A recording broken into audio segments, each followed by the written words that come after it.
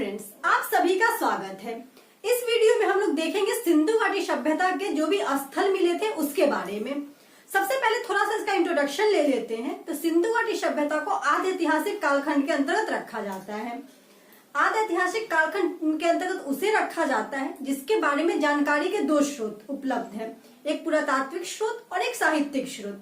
लेकिन जो साहित्यिक स्रोत है उसकी लिपि नहीं पढ़े जाने के कारण जो भी पुरातत्व से जो सामग्री मिली उसकी पहचान अच्छे से नहीं की जा सकी। तो आदि ऐतिहासिक कालखंड के अंतर्गत सिंधु घाटी सभ्यता को रखा जाता है। सिंधु घाटी सभ्यता एक नगरीय सभ्यता थी और ये भारत की पहली ज्ञात सभ्यता थी। इसे कांस्य युगीन सभ्यता के नाम से भी जाना जाता है। और इसका क्या कारण है तो हम लोग देखेंगे कि कांसे का प्रयोग सबसे पहले सिंधु घाटी सभ्यता में किया गया। सिंधु घाटी सभ्यता की खोज सबसे पहले किसके द्वारा की गई तो 1826 में चार्ल्स मेनन ने सिंधु घाटी सभ्यता की खोज की और पहला सर्वेक्षण जॉर्ज कनिंघम के द्वारा 1853 ईस्वी में किया गया। इस वीडियो में हम लोग जो भी सिंधु घाटी सभ्यता के जो भी स्थल हैं और वहां से क्या क्या अवशेष मिले इसकी चर्चा करेंगे। और नेक्स्ट वीडियो में हम लोग जो सिंधु घाटी सभ्यता का समाज कैसा था, वहां की लिपि कौन सी थी या फिर व्यापार वाणिज्य कैसा था, धार्मिक स्थिति कैसी थी, इन सब की चर्चा हम लोग नेक्स्ट वीडियो में करेंगे। तो आइए हम लोग इस वीडियो को शुरू करते हैं। आप वीडियो में पूरा बने रहेंगे। यहाँ पे अगर आप नए होंगे जिन्हें बिल्कुल भी सिंधु घाटी सभ्यता के बारे में पता नहीं होगा और कोई भी स्थल उन्हें याद नहीं होगा, वो भी अगर इस वीडियो में पूरा लास्ट तक बने रहेंगे तो काफी हद तक यहाँ से हम लोग याद करवा पाएंगे, क्योंकि यहाँ पे जो भी स्थल दिए गए हैं उसको एक दूसरे से कोरिलेट करते हुए चलेंगे जिससे याद करने में आसानी होगी। तो आइए सबसे पहले देखते हैं हड़प्पा सभ्यता। एक बात जान लीजिए कि सिंधु घाटी सभ्यता को हड़प्पा सभ्यता के नाम से भी जाना जाता है। और क्या कारण है तो सिंधु घाटी सभ्यता के सबसे पहले स्थल के रूप में हड़प्पा की खोज होती है, इसी वजह से इसे हड़प्पा सभ्यता के नाम से भी जाना जाता है। हड़प्पा सभ्यता जो खुदाई हुई थी उसके निर्देशक कौन थे तो सर जॉन मार्शल के दिशा निर्देश में सिंधु घाटी सभ्यता की खुदाई की गई, हड़प्पा की खुदाई की गई। अब खुदाई करता कौन थे तो दयाराम शाहनी इसके खुदाई करता थे। और ये खुदाई कब हुआ तो डेट याद रख लेंगे, ईयर 1921 में 1921 में इसकी खुदाई की गई।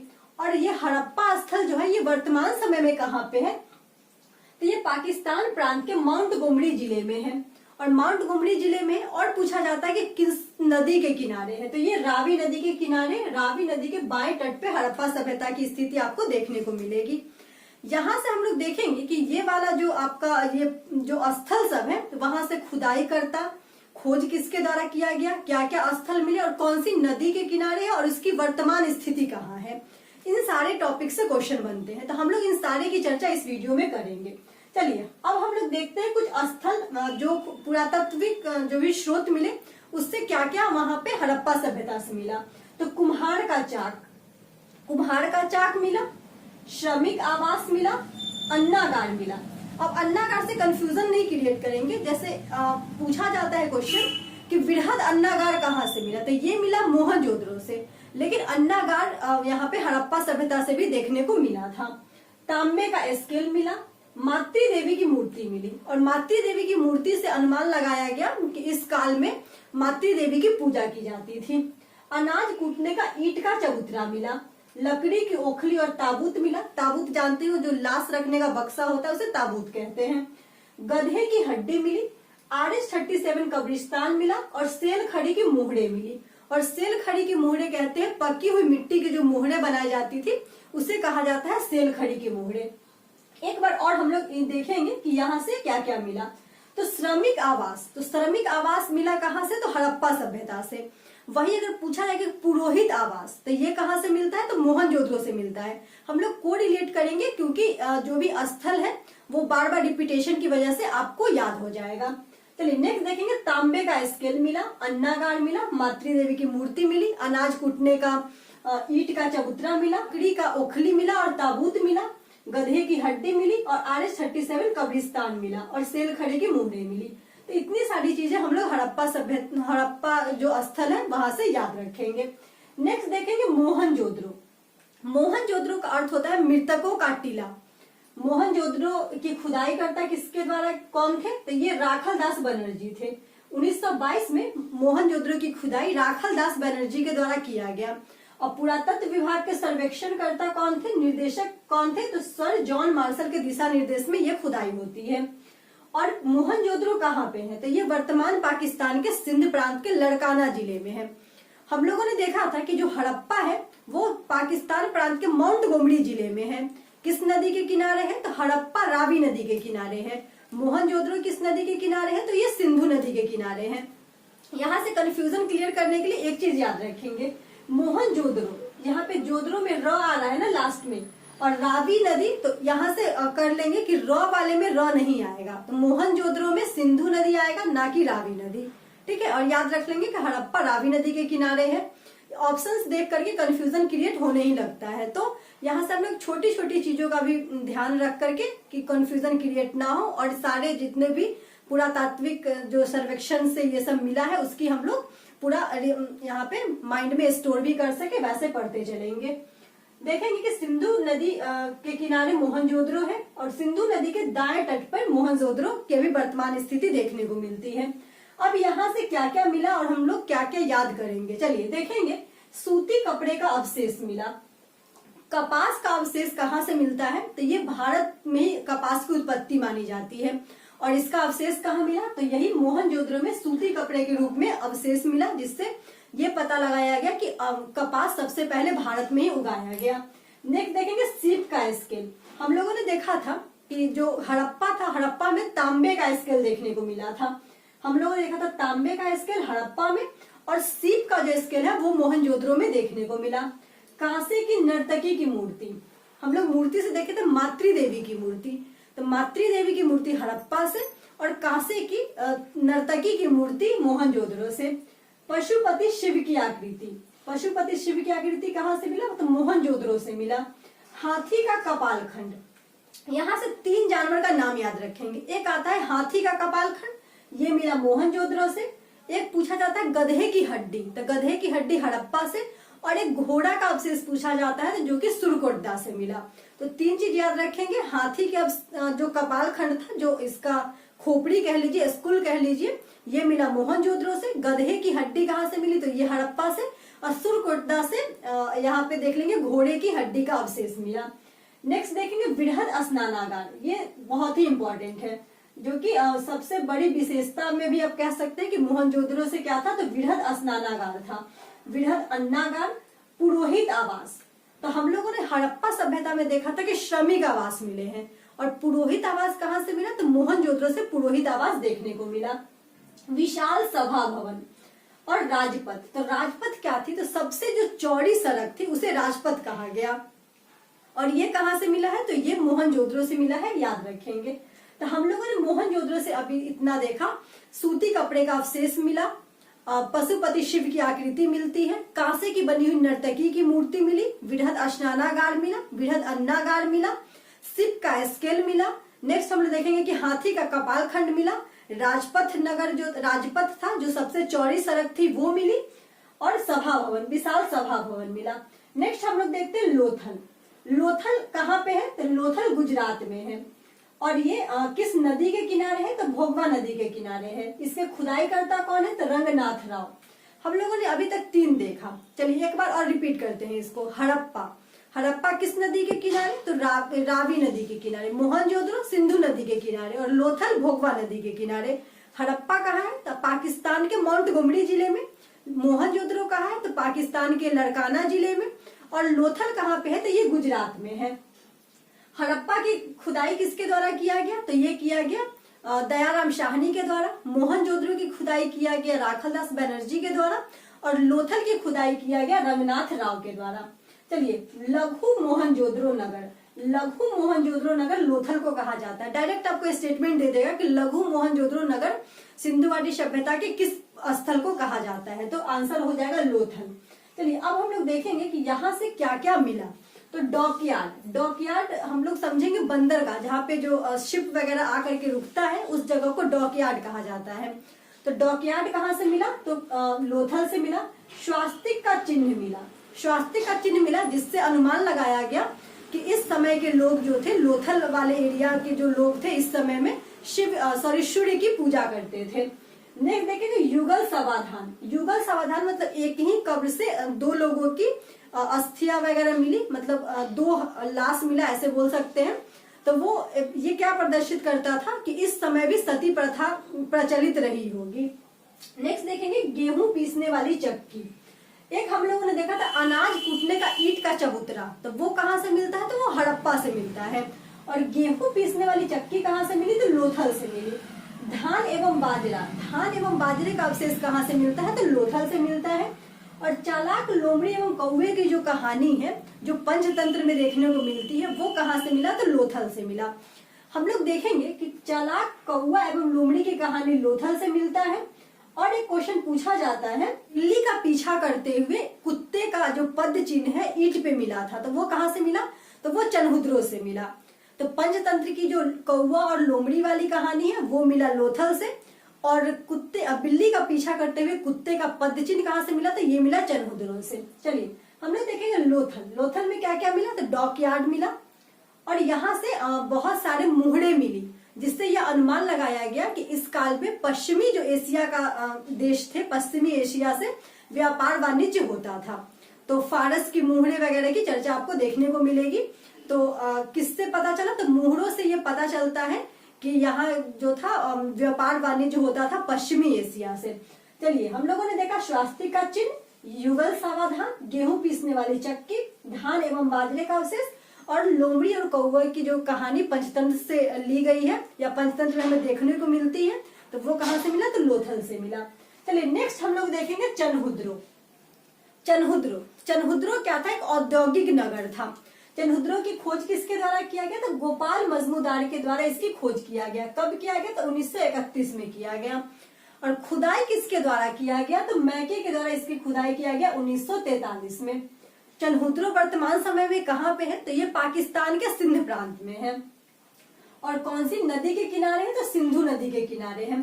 सिंधु नदी के किनारे 2 स्थल अभी हम लोगों ने देखा, एक हो गया चनहुद्रो और एक मोहनजोदड़ो। दोनों कहाँ पे है, तो दोनों पाकिस्तान में, सिंध प्रांत में, और सिंधु नदी के किनारे स्थित है, याद रखेंगे।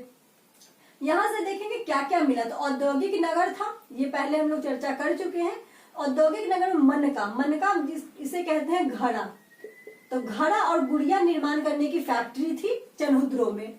यहाँ से वक्राकार ईंट मिला है, वैसे तो आयताकार ईंट मिला है, लेकिन वक्राकार ईंट कहाँ से मिला, तो वक्राकार ईंट मिलता है चनहुद्रो से, तो ये भी ध्यान रखेंगे। नेक्स्ट सबसे इंपॉर्टेंट, जहां से क्वेश्चन बहुत टाइम पूछा गया है, श्रृंगार बॉक्स। तो श्रृंगार बॉक्स कहाँ से मिलता है, तो ये चनहुद्रो से मिलता है। और श्रृंगार बॉक्स में बहुत सारी चीजें मिली, जैसे आईना, कंघी, लिपस्टिक वाला क्वेश्चन भी बहुत टाइम रिपीटेड है। फिर पुरुषों की जो दाढ़ी बनाने वाला उस्तरा होता है, ये सारी चीजें कहाँ से मिली, सौंदर्य से संबंधित, तो वो सारी कहाँ से मिली, तो चनहुद्रो, आप इसको मार्क करेंगे। चलिए एक देखेंगे, ईंट पर बिल्ली का पीछा करते हुए कुत्ता का पद चिन्ह, तो ये कहाँ से मिला, तो चनहुद्रो से मिला। वही पूछा जाएगा चालाक लोमड़ी और कौवे की जो कहानी वाला जो था पद चिन्ह, वो कहाँ से मिला, तो वो लोथल से मिला। तो हम लोगों ने चनहुद्रो से देखा औद्योगिक नगर था, मनका एवं गुड़िया निर्माण वहां पे किया जाता था, वक्राकार ईंट मिला, जो डिफरेंट है ना थोड़ा, जैसे सारे जगह आयताकार ईंट मिले और वक्राकार ईंट मिला कहाँ पे, तो वक्राकार ईंट चनहुद्रो में मिला। तो आप इसको स्पेशली इसको मार्क करके लिख सकते हैं। श्रृंगार बॉक्स मिला, ईंट पर बिल्ली का पीछा करते हुए कुत्ता का पद चिन्ह मिला। नेक्स्ट हम लोग देखते हैं कालीबंगा। कालीबंगा का अर्थ होता है कांच की काले रंग की चूड़ी। कालीबंगा कहाँ पे है, तो ये राजस्थान में है। और कालीबंगा किस नदी के किनारे है, तो ये घग्गर नदी के किनारे है। और किस जिला में है, तो ये भी याद रख लीजिए, गंगानगर जिले में है। इसकी खुदाई कब की गई, तो 1953 में बीबी लाल एवं बीके थापड़ के द्वारा इसकी खुदाई की गई। और कालीबंगा की खोज किसके द्वारा किया गया, तो अल्मानंद घोष के द्वारा कालीबंगा की खोज की गई। चलिए एक बार और हम लोग खोज किसके द्वारा किया गया और कहाँ पे है और नदी, ये सारा चीज रिपीट करते हैं। हड़प्पा, तो हड़प्पा किस नदी के किनारे है, तो रावी नदी के किनारे। खुदाई किसके द्वारा किया गया, तो दयाराम शाहनी के द्वारा। मोहनजोदड़ो किस नदी के किनारे है, तो सिंधु नदी के किनारे। खुदाई किसके द्वारा किया गया, तो राखालदास बनर्जी के द्वारा। नेक्स्ट देखेंगे हम लोग लोथल। लोथल कहाँ पे है, तो ये गुजरात में है। किस नदी के किनारे, तो भोगवा नदी के किनारे। और खुदाई किसके द्वारा किया गया, तो रंगनाथ राव के द्वारा किया गया। चनहुद्रो, तो चनहुद्रो कहाँ पे है, तो ये भी पाकिस्तान के है, सिंध प्रांत में। और इसकी खुदाई किसके द्वारा किया गया, तो गोपाल मजमूदार के द्वारा किया गया। नेक्स्ट देखें कालीबंगा। कालीबंगा कहाँ पे है? तो ये राजस्थान में है। इसकी खुदाई किसके द्वारा किया गया? तो बीके लाल एवं बीबी लाल एवं बीके थापर के द्वारा किया गया। कहाँ पे है? तो राजस्थान में है। किस नदी के किनारे है? तो घग्गर नदी के किनारे है। चलिए अब हम लोग देखते हैं कि यहाँ से क्या क्या मिला। तो अलंकृत ईंट का प्रमाण मिला, द्विफसली कृषि का प्रमाण मिला। द्विफसली कृषि से मतलब है कि एक ही साथ दो तरह के फसल को उगाना। नेक्स्ट देखेंगे जुता हुआ खेत, कांसे एवं मिट्टी की चूड़ी। तो कालीबंगा का अर्थ ही होता है काले रंग की चूड़ी। तो आप याद रख लेंगे कांसे एवं मिट्टी की चूड़ी। अग्निकुंड, अग्निकुंड मिला, जिससे यह अनुमान लगाया गया या प्रमाणित होता है कि इस काल के भी लोग थे वो कर्म कांड में बिलीव करते थे। नेक्स्ट देखेंगे भूकंप। भूकंप के अवशेष कहाँ से मिले? तो ये मिला कालीबंगा से। नेक्स्ट देखेंगे मृण पट्टिका पर दोहरे सिंह वाले देवता। पशुपति शिव कहाँ से मिले? तो मोहनजोदड़ो से मिले। लेकिन मृण पट्टिका पे दोहरे सिंह वाले देवता की जो मूर्ति मिली या फिर जो पट्टिका मिली वो कहाँ मिली? तो कालीबंगा मिली। और कच्ची ईंटों के बने भवन, तो चलिए इसको भी आप मार्क करिए। जो सिंधु घाटी सभ्यता था एक नगरीय सभ्यता थी, और वहां की जो नालियां होती थी और घर जो होते थे वो पक्की हुई ईंट के बने होते थे। और इस ईंट को पकाया कैसे जाता था? तो धूप में इस ईंट को पकाया जाता था। अब ये भी ध्यान रखेंगे, आजकल की तरह नहीं है कि इसको आग में पकाया जाता था। तो कच्ची ईंटों के बने भवन कहाँ से देखने को मिले? तो कालीबंगा से कच्ची ईंटों के बने हुए भवन देखने को मिले। नेक्स्ट देखेंगे हम लोग बनवाली। बनवाली की खुदाई किसके द्वारा किया गया? तो रविंद्र सिंह बिष्ट के द्वारा बनवाली की खुदाई की गई। कब किया गया? तो 1973 में किया गया। और बनवाली कहाँ पे है? तो ये हरियाणा में है। हम लोग देखेंगे कि यहाँ से क्या क्या मिला। तो जाली नुमा सड़क, चलिए ये भी आप इम्पोर्टेंट मार्क कर सकते हैं। जाली नुमा सड़क, जो सड़कें होती थी सिंधु घाटी सभ्यता की वो सब एक दूसरे को समकोण पे काटती थी, और जो नगर होता था वो सारे नगर वर्गाकार स्थिति में कट जाते थे, क्योंकि समकोण पर काटती थी तो नगर और बीच बीच से सड़क जाती थी और फिर नगर होता था। तो यहाँ पे बोला जा रहा है जाली नुमा सड़क। तो जाली नुमा सड़क का प्रमाण कहाँ पे मिलता है? तो बनवाली में मिलता है। बनवाली कहाँ पे है? तो हरियाणा में है। और पक्की मिट्टी के हल, ये भी आप इम्पोर्टेंट मार्क करिए, क्योंकि कुछ वैसा लास्ट में हम लोग ना कुछ मार्क कर लेंगे जो कैसे भी इतने चीज को याद करना ही है, क्योंकि बहुत इंपॉर्टेंट है और एग्जामिनेशन में क्वेश्चन बनते हैं। चलिए देखिए पकी हुई मिट्टी के हल। तो मिट्टी के हल कहाँ से मिलते हैं? तो बनवाली से मिली। नेक्स्ट देखते हैं हम लोग रोपड़। रोपड़ कहाँ पे है? तो ये पंजाब में है। इसकी खुदाई किसके द्वारा किया गया? तो यज्ञदत्त शर्मा के द्वारा इसकी खुदाई किया गया। और कब किया गया? तो 1953 में किया गया। रोपड़ से हमें क्या देखने को मिलता है? तो मनुष्य के साथ कुत्ते दफन। मनुष्य के साथ कुत्ता दफन कहाँ से देखने को मिलता है? तो रोपड़ से देखने को मिलता है। हम लोगों ने पीछे देखा था युगल सावधान। युगल सावधान कहाँ से मिला? तो लोथल से मिला। और मनुष्य के साथ कुत्ता अगर मतलब ये स्पेशली वैसा पूछे तो कहाँ से मिला? तो बनवाली से मिला। ये भी ध्यान रखेंगे। चलिए नेक्स्ट देखते हैं हम लोग रंगपुर। रंगपुर कहाँ पे है? तो गुजरात में है। और किस नदी के किनारे है? तो रंगपुर मादर नदी के किनारे है, याद रखेंगे। खुदाई किसके द्वारा किया गया? तो माधव स्वरूप वत्स और रघुनाथ राव के द्वारा रंगपुर की खुदाई की गई। और यहाँ से क्या प्रमाण मिलता है? तो धान की भूसी का प्रमाण मिलता है रंगपुर से धान की भूसी का प्रमाण मिलता है। अगर क्वेश्चन पूछा जाए कि धान और बाजरे का प्रमाण कहाँ से मिला? तो लोथल से मिला। लेकिन धान की भूसी का प्रमाण कहाँ से मिलता है? तो रंगपुर से धान की भूसी का प्रमाण मिला। नेक्स्ट देखिए धौलावीरा। धौलावीरा कहाँ पे है? तो ये गुजरात में है। और इसकी खुदाई किसके द्वारा किया गया? तो रविंद्र सिंह बिष्ट के द्वारा इसकी खुदाई की गई। और खोज किसके द्वारा किया गया? तो जगपति जोशी के द्वारा धौलावीरा की खोज की गई। और धौलावीरा गुजरात में हम लोगों ने देख ही लिया। और धौलावीरा से क्या मिला है? तो बड़े आकार का 10 चिन्हों वाला एक शिलालेख मिला है। बड़े आकार का 10 चिन्हों वाला एक शिलालेख कहाँ से मिला है? तो धौलावीरा से मिला है। और धौलावीरा सिंधु घाटी सभ्यता का एकमात्र स्थल था जो 3 भागों में विभाजित था। पश्चिमी टीला, पूर्वी टीला और बीच में बाजार हुआ करता था। तो याद रखेंगे कि धौलावीरा की क्या विशेषता थी? तो ये 3 भागों में विभाजित था। पश्चिमी टीला, पूर्वी टीला और बीच में बाजार। और सारे जितने भी स्थल मिले हैं वो 2 में विभाजित थे, पश्चिमी और पूर्वी। और एक टीला ही जो पश्चिमी टीला जहाँ पे सभ्रांत लोग रहते थे वो दुर्गीकृत हुआ करता था। और बाकी जो थे और जहाँ पे नॉर्मल सामान्य लोग रहते थे वो दुर्गीकृत नहीं होता था। और जो पश्चिमी टीला जनरली दुर्गीकृत होता था वो ऊंचाई पे होता था और वो छोटा होता था पूर्वी टीला से, ये भी ध्यान रखेंगे। नेक्स्ट हम लोग देखेंगे सुरकोटदा। सुरकोटदा कहाँ पे है? तो गुजरात में है और ये भी एक बंदरगाह स्थल है। इसकी खुदाई किसके द्वारा किया गया? तो जगपति जोशी के द्वारा सुरकोटदा की खुदाई की गई। सुरकोटदा से याद रखेंगे कि दोनों नगर दुर्गीकृत था। अभी हम बताए आपको कि एक नगर दुर्गीकृत होता था, जहाँ पे सभ्रांत लोग रहते थे वो नगर दुर्गीकृत होता था। जनरली वो पश्चिमी टीला होता था जो कि दुर्गीकृत होता था। लेकिन सुरकोटदा एक ऐसा स्थल मिला है जहाँ पे दोनों नगर दुर्गीकृत मिले हैं। 3 नगर मिला धौलावीरा से और दोनों नगर दुर्गीकृत मिला सुरकोटदा से। सुरकोटदा कहाँ पे है? तो गुजरात में है। और घोड़े की हड्डी का प्रमाण कहाँ से मिलता है? तो सुरकोटदा से घोड़े की हड्डी का प्रमाण मिला। गधे की हड्डी हड़प्पा, हाथी का कपालखंड मोहनजोदड़ो और यहाँ पे घोड़े की हड्डी कहाँ से मिलती है? तो सुरकोटदा से घोड़े की हड्डी का प्रमाण मिलता है। चलिए एक बार हम लोग इसका इम्पोर्टेंट देख लेते हैं। जैसे कुछ कुछ आपको याद होना ही चाहिए। जैसे आप याद कर लेंगे ये मातृ देवी की मूर्ति कहाँ से? तो हड़प्पा से। RS-37 कब्रिस्तान कहाँ से? हड़प्पा से। गधे की हड्डी कहाँ से? हड़प्पा से। सेलखड़े की मोहरे कहाँ से? हड़प्पा से। मोहनजोदड़ो से देखेंगे पशुपति शिव की आकृति, काशी की नर्तकी की मूर्ति, सूती कपड़ा का अवशेष, वृहद स्नानागार, वृहद अन्नागार, पुरोहित आवास, राजपथ, विशाल सभा। ऐसे आप समझ लीजिए ना कि इसमें जितने सारे आपको यहाँ पे देखने को मिल रहे हैं, आप अगर अप्रोक्स इतना याद कर लेते हैं तो आपके एग्जामिनेशन में क्वेश्चन नहीं छूटेंगे। तो फिर इसके बारे में और ज्यादा डिटेल में हम लोग, जैसे समाज कैसा था, धार्मिक स्थिति कौन सी होती थी, कैसी कला थी, कैसी मुद्रा होती थी, इन सब की चर्चा हम लोग नेक्स्ट वीडियो में करेंगे। आपको ये वीडियो कैसा लगा हमें कमेंट करके जरूर बताएं। Thanks for watching.